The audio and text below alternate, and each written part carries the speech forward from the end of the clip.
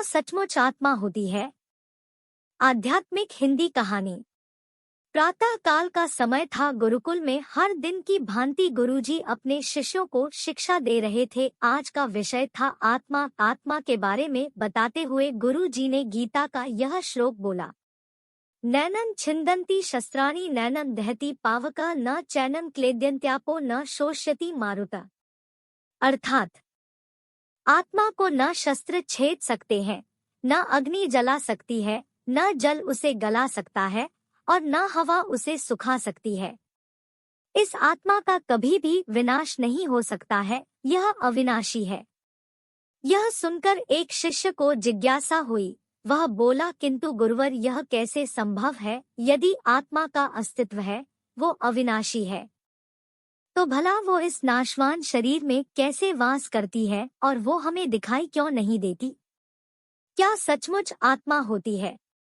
गुरु जी मुस्कुराए और बोले, पुत्र, आज तुम रसोई घर से एक कटोरा दूध ले लेना और उसे सुरक्षित अपने कमरे में रख देना, और कल इसी समय वह कटोरा लेकर यहाँ उपस्थित हो जाना। अगले दिन शिष्य कटोरा लेकर उपस्थित हो गया। गुरुजी ने पूछा, क्या दूध आज भी पीने योग्य है? शिष्य बोला, नहीं गुरुजी, यह तो कल रात ही फट गया था, लेकिन इसका मेरे प्रश्न से क्या लेना देना? गुरुजी शिष्य की बात काटते हुए बोले, आज भी तुम रसोई में जाना और एक कटोरा दही ले लेना और कल इसी समय कटोरा लेकर यहाँ उपस्थित हो जाना। अगले दिन शिष्य सही समय पर उपस्थित हो गया। गुरुजी ने पूछा, क्या दही आज भी उपभोग हेतु ठीक है? शिष्य बोला, जी हाँ गुरुजी, ये अभी भी ठीक है। अच्छा ठीक है, कल तुम फिर इसे लेकर यहाँ आना, गुरुजी ने आदेश दिया। अगले दिन जब गुरुजी ने शिष्य से दही के बारे में पूछा तो उसने बताया कि दही में खटास आ चुकी थी और वह कुछ खराब लग रही है।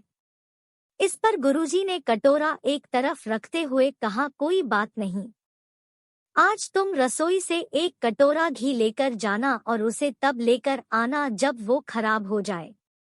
दिन बीतते गए पर घी खराब नहीं हुआ और शिष्य रोज खाली हाथ ही गुरु के समक्ष उपस्थित होता रहा।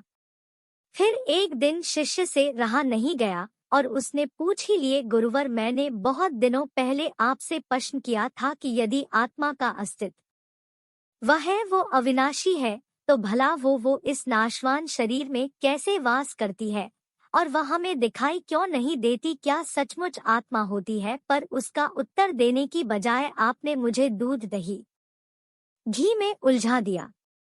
क्या आपके पास इसका कोई उत्तर नहीं है? इस बार गुरुजी गंभीर होते हुए बोले, वत्स, मैं ये सब तुम्हारे प्रश्न का उत्तर देने के लिए ही तो कर रहा था। देखो, दूध, दही और घी सब दूध का ही हिस्सा है, लेकिन दूध एक दिन में खराब हो जाता है, दही 2-3 दिनों में, लेकिन शुद्ध घी कभी खराब नहीं होता। इसी प्रकार आत्मा इस नाशवान शरीर में होते हुए भी ऐसी है कि उसे कभी नष्ट नहीं किया जा सकता। ठीक है गुरुजी, मान लिया कि आत्मा अविनाशी है, लेकिन हमें घी तो दिखी देता है पर आत्मा नहीं दिखती। शिष्य गुरुजी बोले, घी अपने आप ही तो नहीं दिखता न, पहले दूध में जामन डालकर दही में बदलना पड़ता है, फिर दही को मथ कर उसे मक्खन में बदला जाता है, फिर कहीं जाकर जब मक्खन को सही तापमान पर घंटों पिघलाया जाता है, तब जाकर घी बनता है।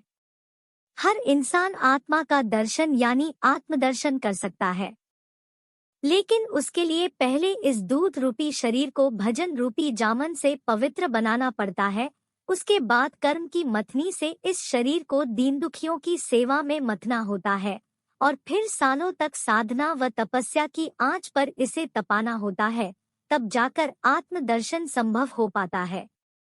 शिष्य गुरु जी की बात अच्छी तरह से समझ चुका था। आज उसकी जिज्ञासा शांत हो गई थी। उसने गुरु के चरण स्पर्श किए और आत्मदर्शन के मार्ग पर आगे बढ़ गया। आपको ये कहानी कैसी लगी नीचे कमेंट करके हमें जरूर बताइएगा। अगर आपको ये कहानी पसंद आई हो तो अपने दोस्तों के साथ जरूर शेयर करें और ऐसी ही प्यारी कहानियाँ सुनने के लिए हमारे YouTube चैनल का ओ सब्सक्राइब करें। हमारे डी के हिंदी कहानियों चैनल को लाइक एंड सब्सक्राइब जरूर करें।